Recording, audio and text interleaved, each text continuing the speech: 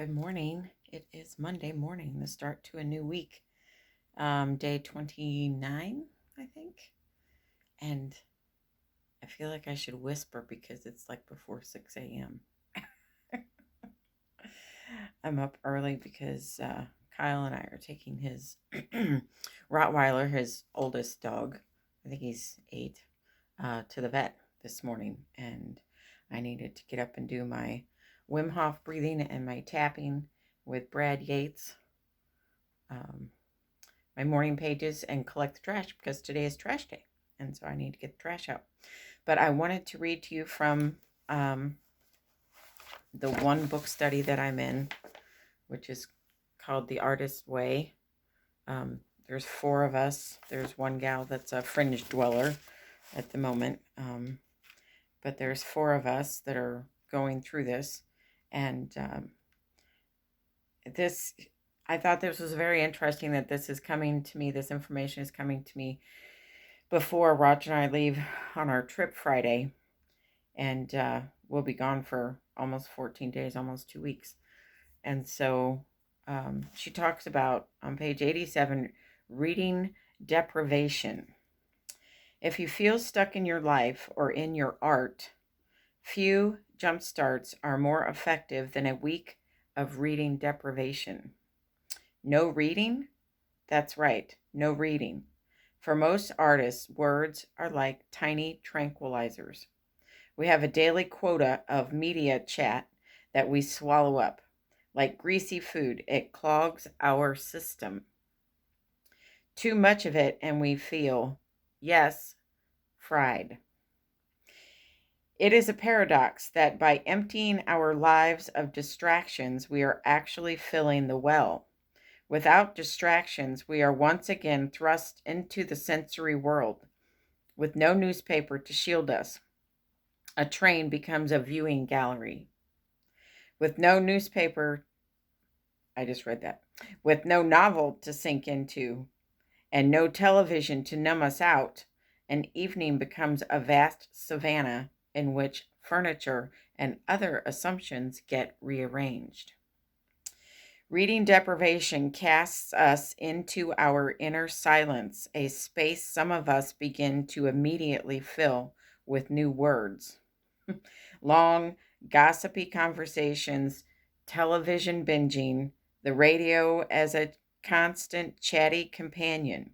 We often cannot hear our own inner voice, the voice of our artist's inspiration, above the static. In practicing reading deprivation, we need to cast a watchful eye on these other pollutants. They poison the well. If we monitor the inflow and keep it to a minimum, we will be rewarded for our reading deprivation with embarrassing speed. Our reward will be a new outflow. Our own art, our own thoughts and feelings will begin to nudge aside the sludge of blockage, to loosen it and move it upward and outward until once again our well is running freely. Reading deprivation is a very powerful tool and a very frightening one. Even thinking about it can bring up enormous rage. For most blocked creatives, reading is an addiction. We gobble the words of others rather than digest our own thoughts and feelings, rather than cook up something of our own.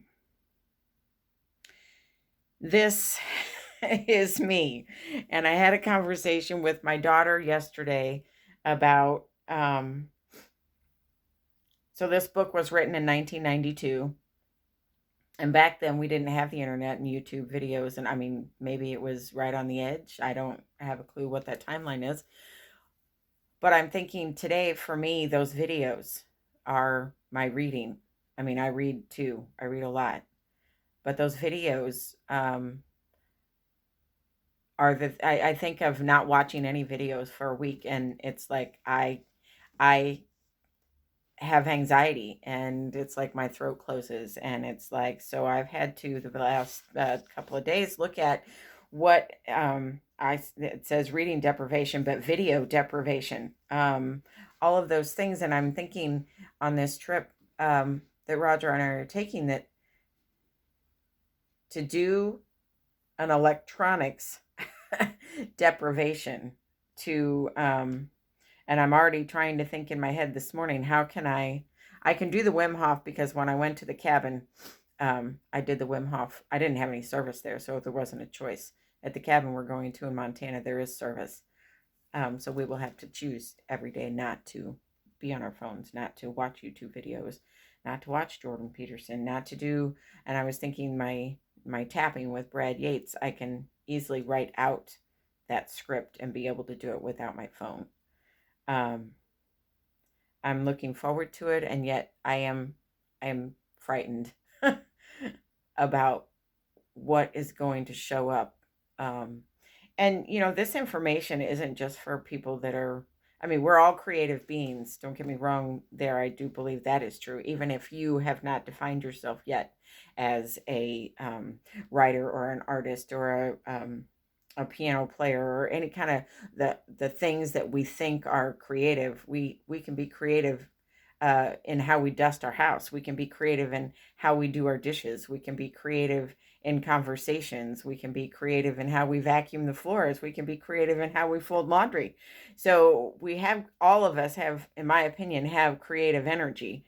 And this book isn't just for what society has purported as an artist. I'm finding this is chapter 4, and we agreed as a group to do another week of chapter 4 because of how in-depth it is going for all of us. But try thinking of not reading for a week. Reading anything. She talks about in this chapter, don't read the newspaper, don't read your book at night, which is one of my things. I read something that is not too heady going to bed. And I had said yesterday I was not going to read at night, but that is a habit, and I'm wondering if I let that habit go and I develop a new nighttime ritual, if my subconscious will begin to give me creative ideas in my dreams if I don't put that information in right there. Wayne Dyer used to talk about writing down everything before you go to sleep at night. I don't know. I'm thinking about that. I don't know if I want an empty brain or if I want a full brain before I go to bed. The morning pages through the Artist's Way is a brain dump in the morning, where you just write out 3 pages and you don't think about it. It doesn't have to make sense. You can write fuck you. You can write blah blah blah. You can write different words. You can it's a constant flow for 3 pages of writing. And what has happened for me and many people that have done the Artist's Way is your creative flow starts to come out, and answers to questions that you have in your life. And you can, say it's God. You can say it's the universal spirit. You can say it's your own inner critic, own inner creative, own inner guidance system. It's just a really interesting thing to do first thing in the morning. Like, do it first thing in the morning. Don't wait. At least I found it works really, really well first thing in the morning. If I go ahead and get up and meditate and do the dogs and get the trash out and then do my morning pages, they're different than when I do them first thing in the morning. So there's a day, I don't remember what day we're on, 28. So yeah, be very, very quiet. It's early. I will see you tomorrow. Bye.